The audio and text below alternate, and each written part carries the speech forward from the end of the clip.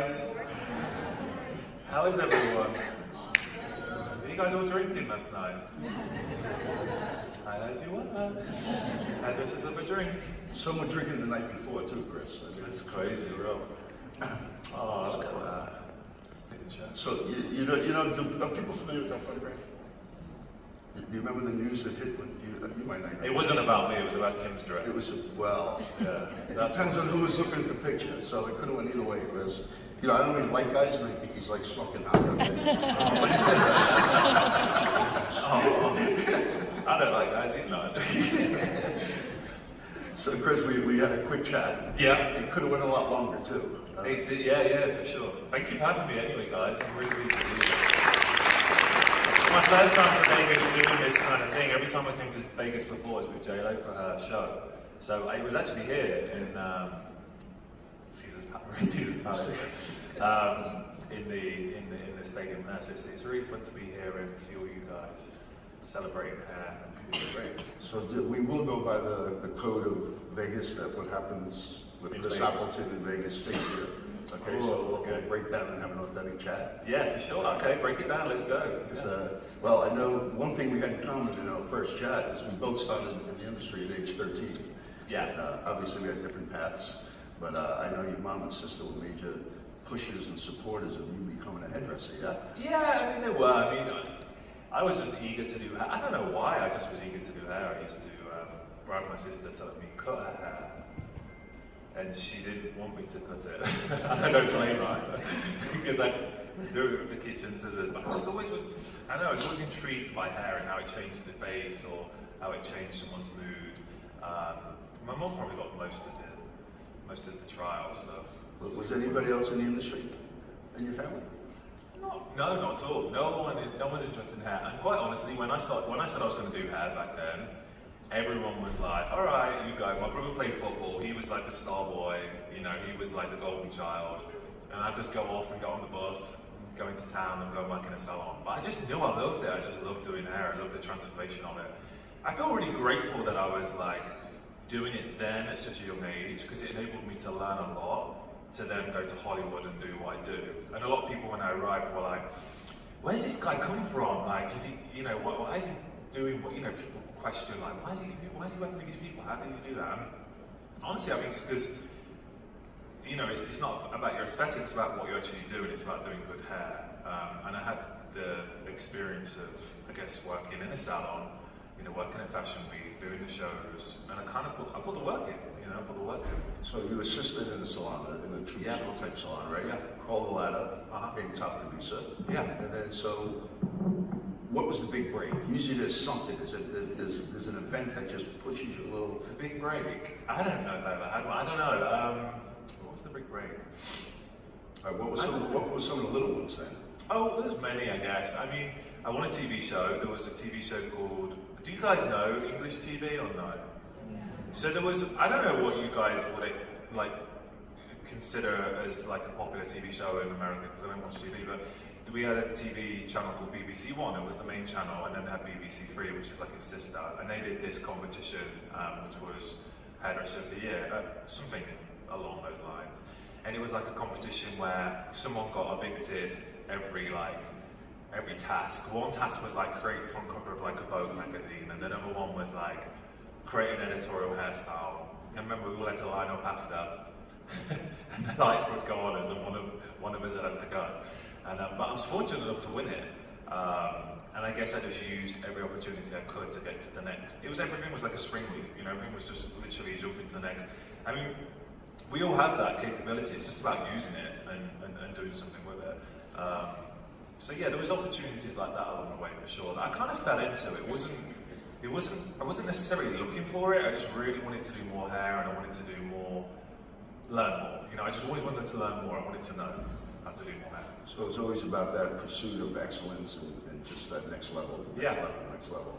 Yeah. So I know you do a lot of entertainers and musicians, not just red carpet. You know, I know you refer to it a lot of times as, you know, runway versus high street, right? Yeah. And so, but why don't you speak a little about your whole different approach, the way you're doing somebody who is living in, you know, maybe society-eyed, but is not on a runway, and the type of hair and approach you would do then versus what you have to do for photographs and the like. I mean, how many people in the audience do like work in a salon? Okay, and how many people do editorial? So what are the other ones that are not putting hands up there doing? I think working in a salon is very different to working in session and editorial. I was brought up in a salon, so we had like 45 minutes to an hour to do a haircut.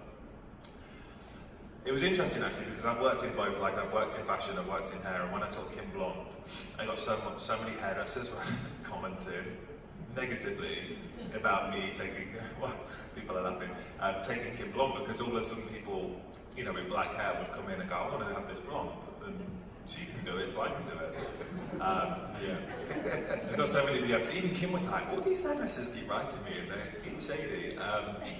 So it was interesting to see the difference between working in a salon format, because when you work in a salon, it has to last like whatever you do lasts like 6 or 8 weeks. When you're working in fashion or editorial, it usually lasts like 6 minutes. So it's like a different approach on how you create a hairstyle. Sometimes if I'm working with Kim, I can have 2 hours of glam. But if I'm working with J-Lo, she's like, I've literally had to do her hair before, took all the hair out, and she was going live on TV. It was on, was it Ryan and Kelly or something? What's that TV show? Ryan and Regis, was it? I don't watch much TV either. Whatever that is. I took all the hair out and we were talking about what to do, and then the producer came in and was like, you're live in 3 minutes. And like, you know, you have to do what you would maybe spend, you know, 2 hours doing, or, you know, at least an hour and a half in 2 minutes while she's getting dressed and finishing makeup. And I just had to learn the craft, and fashion definitely helped with that. So doing like the shows and stuff like that, we would have like an hour to do the models, but sometimes the last few models will come in and they still need to look the same as the rest of the show. So you kind of adapt and learn how to problem solve and how to like cut bits out and make things happen, you know. So good. With that said, do you feel like a lot of your background, having been in a salon and went through different levels of education and learning, that it was those disciplines that you have to have as a base in order to pull off something quicker? Because it's got to be knowledge more so than time, is what I'm hearing. Right? Yeah, knowledge for sure, putting the effort in, putting the time in, putting the research in. I was just hungry, I still am. You know, I still question everything I do. I don't think anything is quite good enough. I always think things can be better, and I always want to know what could be better, or, you know, what I could do to make it smoother, or, I don't know, like when I first started with Ariana Grande, I remember I got the call and they said, oh, Ariana's testing people out. And you know, I was in a sea full of people. I hadn't really made a name in Hollywood. And so I went for the test, and I didn't know if that hair was her hair, if it was a fake hair, or what. I didn't know. They just said, go do Ariana Grande. So I turned up and I thought, well, I'll get some extensions coloured, I'll be prepared. I tried to figure out what her colour was. And I turned up and I did a ponytail, you know, she wanted a ponytail, but then I kind of was like, well, if I'm in a sea full of people and we're all going to do a ponytail, what can I do that makes me stand out? What can I do that makes me push it a little bit further? How can I move the ponytail onto something a little bit different? And I did that braid down the middle and put the hoops in it, and it became a thing, and she loved it, and she's still doing it now, and you know, it became, I guess, a trend, you know. I think I've just always been eager to push, but I do it in the salon, even with clients. I'd be like, why don't we just do something really different? Like, who's your alter ego? Or why don't we go blonde? Or why don't we add extensions? I was just intrigued by how you can, you know, create a persona or a personality. I think we're so lucky to do this job because we get to make people look amazing and feel amazing on a daily basis, and that's really powerful, you know? It's super powerful. You know, you mentioned, you know, alter ego, right? And I know you guys have... are so quiet. Listen. Yeah, no, but just clap us. Let's give Chris 3. Right. You go now. No, so you got this hair closet. Yeah, at home. The hair closet. Yeah. Now, when I trained in London, okay. you know, we used to use the word bangs. Yeah. And in London, that didn't mean bangs. Yeah. Right? So you call your closet where the girls are, right? The girls, yeah, the But wigs. see, in America, if you say the girls, we're not referring to a closet full of hair. What is it? What do you mean, what is it? What are the girls? So anyway, tell the guy what the girls are in America. Is that anyone? Don't show them, just tell them. All the girls. The girls. Okay. Alright. around maybe in because the I'm video. English, I get away with it. I also say, I didn't realize, but I was on a stage once and I was doing like a big thing. I think there's like 1,000 people and I was doing like I was doing a ponytail. I always talk about snatch, like I call it snatch. That was my next question, Chris. Someone told me about that. What made you think that was a good idea?